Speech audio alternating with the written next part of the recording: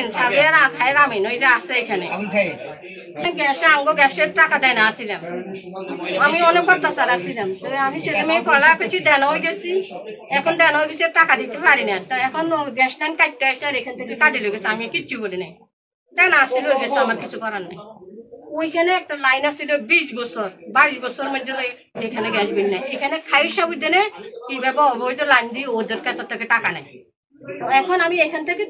20 বছর এখানে বিলও দেয় নাই জরিমানা হয় নাই এখন এটা আমগো জরিমানাও আছে আমগো বেতও আছে এই কথা মমতাজের মতো আমি কইছি আমি যদি মমতাজ হই আমার পুষাইতে নাইবেন আর যদি আমি মমতাজ না হই ইনশাআল্লাহ আপনারা কোনো কথা হয়েছে উনি বলছেন নইলে ওই মমতাজের মতন ঘটনা ঘটবে যে এই যে মহিলা মারা এখানে মমতাজ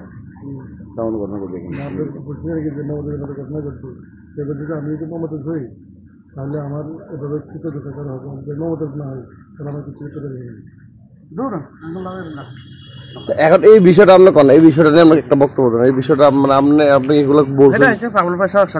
হ্যাঁ তাহলে কি করতে যাচ্ছে নির্বাহী প্রকাশ কার্যালয় সড়ক বিভাগে এই প্রশ্ন এখন সবার মনে